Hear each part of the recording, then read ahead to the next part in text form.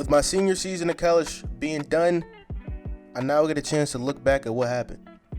My junior and senior year, I transferred and I became Mississippi State. But now, let's talk about my senior year, which is a capstone for me of going to the NFL potentially. 2-10 and 2-6 in the conference. This team was absolute dog meat. But people be like, oh, you probably played terrible. That's why. It's the quarterback's fault that you lost. If you look at my stats, I played great.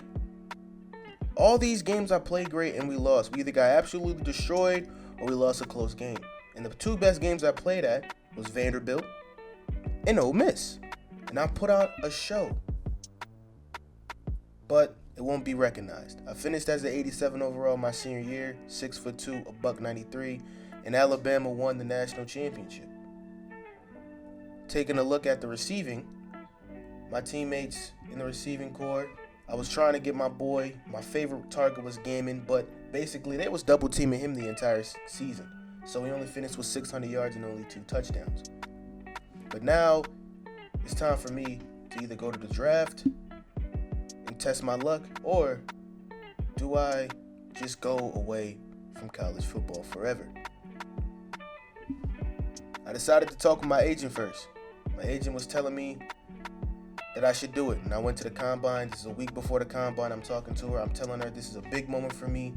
I had a feeling in my head that I wasn't going to be a first round, second round, or even a day 1, day 2 pick. So I was thinking to myself, I was going to be a day 3, 100%.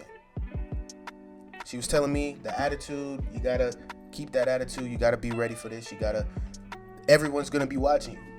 You got to make sure that literally you have a lot of the fans behind you, and also you got to put in a lot of work, because now this is where it gets harder and you're going to have to earn your spot and earn your keep.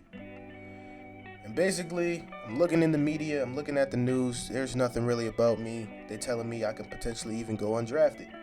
My agent told me right before the draft as well that I can do some meet and greets through Indy, or I can use some extra training for the combine. And I was a little bit skeptical. I know I love the fans, but if I want to make this my life, I definitely got to go for the combine. I got to train, and I got to do way more before this combine game, and that's exactly what I did. I know the fans going to be disappointed in those meet and greets, but I want some extra training before. And looking at the scouting combine, being in Indianapolis, being in Lucas Oil Stadium that hosted multiple Super Bowls, multiple big games that are settled here, I'm walking in confident. Other draftees with me, but I know I got to show out. The first thing for me was the 40-yard dash. Being cool, calm, and collected, taking a big breath in, and getting ready. Just make that perfect stride as I get a great start off, and all I got to do is finish strong.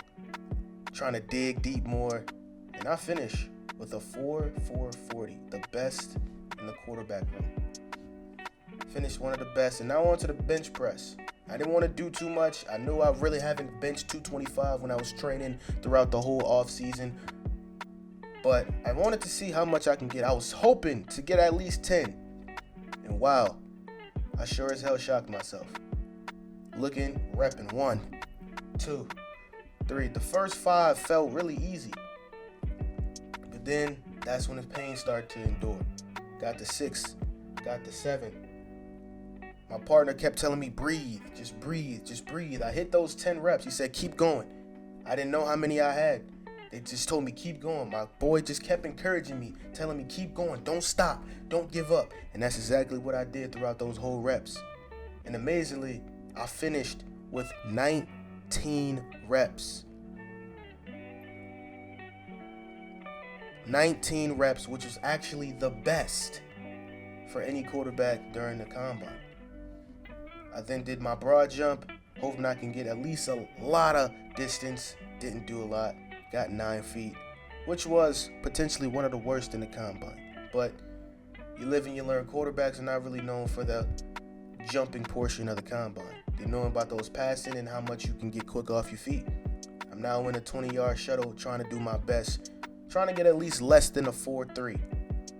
I'm doing my thing. I'm being patient. Getting my spot, land that, and then sprinting back, finishing with a 4.22. They expected me to do almost to a 4.3, but I finished top 5 in those as well.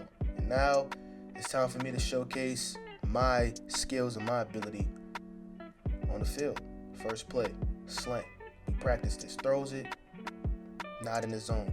Second one, out route, overthrown. Angle route, overthrown. I started struggling.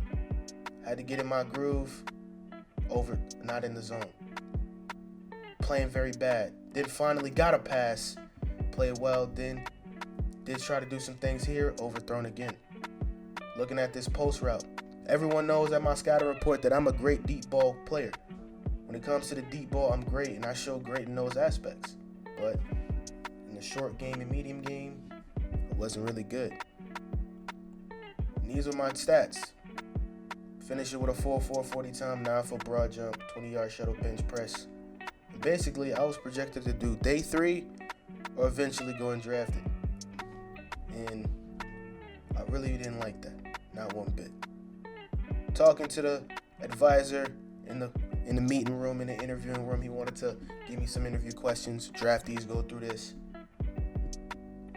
And basically, he said picture himself as a GM, basically. Got some questions to see how you would feel. He asked me, it's Super Bowl week, star teammate violating curfew, how do you handle it? I was like, I'm going to say nothing. He's his own man, because if he doesn't come ready by Sunday, that's on him. Talking to me in a scenario, fourth quarter, game on the line. You see a pre-snap alignment, what do? I told him, I'm going to go signal my teammates. I'm going to make sure I'm the quarterback, so I'm going to signal that I'm going to change the play up to get that advantage. Simple.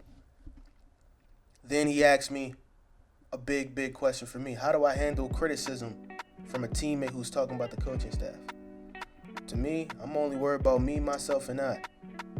But I am worried about the team as well. But I said, I'm not going to say nothing. I'm going to let the coaches do what they got to do. Because at the end of the day, we still a team no matter what. He then asked me, how do I prepare for the off season? I told him I like to do a lot of flexibility and nice workouts, Pilates and stuff, so I can remain flexible and decrease my injury. Then he telling me it's a 3rd and long. You can either throw to your open tight end or your star receiver past the sticks, but it's locked in one-on-one. And I looked at this at many different ways, because the tight end, first off, I could throw it to him, but wait, what's the distance? Is it 3rd and 10 plus? Because if it's 3rd and 10 plus, are we in field goal range? Because if not, I could potentially throw to my star receiver because I like him one-on-one better. I could throw to the tight end and we can maybe get in field goal range and get some points. But I eventually said, I'm going to throw it to my star receiver. Let him get a chance one-on-one if I like my battle. I would throw it to the tight end, but I'm going to throw to my star receiver. Assistant GM told me that's all we needed. And bam. I'm taking a look at your boy, projected to be a day 3 pick, improviser quarterback. There is other quarterbacks ahead of me, definitely. But looking at my scouting report, it's pretty well. Beginning at Virginia Tech, redshirted first season, I saw limited action, but it was during a long rebuilding period at Virginia Tech. Transferred to Mississippi State, became the full-time starter. And my junior senior seasons, it only showed flashes. We have a good arm, tough competitor, show leadership, improve decision-making, but we're a little bit inconsistent, need to lock on primary reads, and so forth. And now getting to draft day. I'm very nervous for myself, and in the 6th round, I got drafted by the Green Bay Packers. I was glad to get my name called and very excited, but there was a couple things. I was quarterback 4 in the 4th string. I was the last quarterback taken in the draft. And also in the 1st round, the Packers picked up another quarterback, in Jared Curtis, who played at Georgia. And looking at it, Jordan Love was the starting quarterback. John Curtis was number 2. I was QB4. But Jordan Love was getting of age. He was 30 years old. I think that's why they drafted him. And they drafted me just for Expo. And looking at the team, they got Dylan Sampson during free agency, Matthew Golden, Jaden Reed developed, Tucker Kraft. Offensive line is pretty good. The defense, Michael Parsons is still on that team. Got another more familiar faces, some different rookies stepping up. But it's definitely different. And I got to work my way through the starting. First game of the preseason, your boy going to get some training in. So here I am in my practice drill. It's called pocket presence. The objective is me to stay in the pocket as long as possible while avoiding these balls that are coming at me. The coach wanted to see who has the best pocket presence out of us three, and here's my attempt. I basically had the second best attempt compared to the rookie quarterback. Jordan Love had the best attempt. I just slightly outdid the first round pick. And also, I will be starting in my third game. In the third game of the preseason, that's what I'll be playing. But we'll be seeing the first round pick getting his reps early. And after finishing this, I finished with 12,200. But now let's get into the first preseason game against the Steelers. Right in Lambeau Field, Dylan Sampson and the starters are going to get this first and a big carry almost close to midfield. They already setting the tone already, and Jordan Love doing Jordan Love things, dropping back, looking to throw, has a man wide open in Jaden Reed. He was just doing very dominant in the first quarter. He only was going to play the first quarter, and literally this was all we needed to see from Jordan Love in this offense as he just kept delivering strikes on this opening drive. Big strike to Jaden Reed, which then they struck him for a touchdown. And Dylan Sampson proved that he could be the running back for this team, and he delivers a 99-yard touchdown, taking it all the way to the house, which was a great play for the fans and everybody watching at home. And this already can prove that, hey, early, this could be a potential team we could see in the Super Bowl or maybe even deep in the playoffs. But you got to wait for the regular season to see that.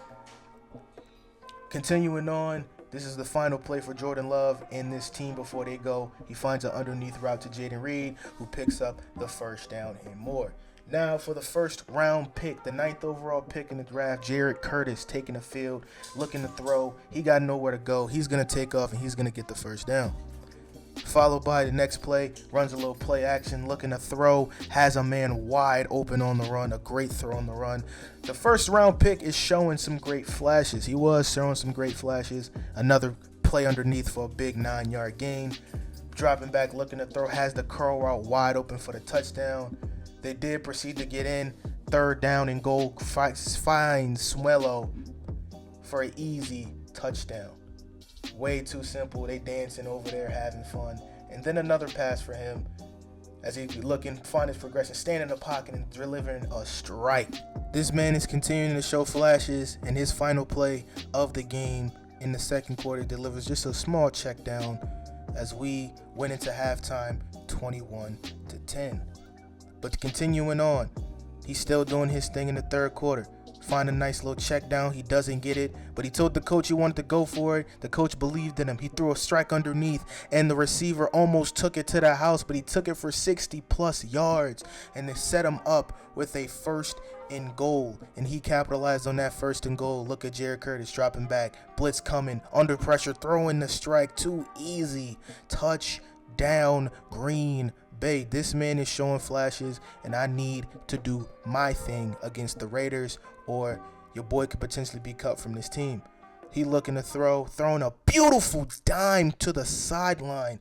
The rookie is showing flashes that he can definitely be the QB of the future. Checking the ball down, he's reading his progressions going through, and look at this 1st and 10. Amazing. He knew it was man coverage. He knew the safety was going to play over top, but he threw it anyway. He's such a risk taker as he gets the second touchdown of the day to that boy, DeAndre Whiteside. And then the best thing you can do, victory formation, QB kneel. We got the dub, 35-24. It was a big dub for him. Jordan Love did his thing, and also Jared Curtis did his thing. 224 yards, 3 passing touchdowns, almost 70% completion. And now your boy, it's his time to shine, taking on the Oakland Raiders, or I should say Las Vegas Raiders. First play, passing play, looking to throw it behind the running wide receiver and incomplete. 3rd and 6, big conversion. We got to get it. I'm finding a running back underneath. He gets the first down. Really simple and easy. Checking the ball down, taking what the defense give me. Right there, another check down. The coach told me I was going to run with the starters, and I said, okay, I'm going to do it. As I'm dropping back to throwing, pressure is in my face, and I'm throwing to Matthew Golden for an easy first down. Now we're 1st and 10 at the 21. Looking through my progression, scrambling to the left, staying my eyes down the field, seen that corner come down, throw it to Matthew Golden for a 1st and goal, which we then punched it in. On this 3rd and 5, I was looking for Jaden Reed underneath, but he was so close to the sideline that he went out of bounds. Now, play action, looking to throw on the next drive. Your boy steps up, dives, gets a hit. That's something I shouldn't do again. Then on a 2nd down, we find Jaden Reed again for another 1st down. Now we looking, hooping, Dylan Sampson giving him the ball. You know Dylan Sampson going to do his thing, right? He needed to get out of Cleveland, and then this is where everyone loved me, and I possibly secured my spot as the 3rd-string quarterback, going deep to Jaden Reed, who finds it and grates the reception. It was kind of a bad deep ball because it could have been a touchdown, but hey, we're not going to dwell on that. 2nd and goal, looking to throw. I find my man Tucker Kraft easy in the end zone for a touchdown. Now we in the 2nd quarter, looking to throw. I was trying to find Matthew Golden, and it was just a little bit overthrown. Could have been a big completion, but hey, we're going to move forward. 3rd down and 10, and I get a big sack right there by Max Crosby and company. We're set up on the 3-and-out. And then my final time, taking a check down to Jaden Reed, and he gets big hit fumbled. And that was it for us. That was it for me. That was it for anything else. Hopefully, I did my thing. Curtis came in, throws a game potentially winning touchdown, but it wasn't enough.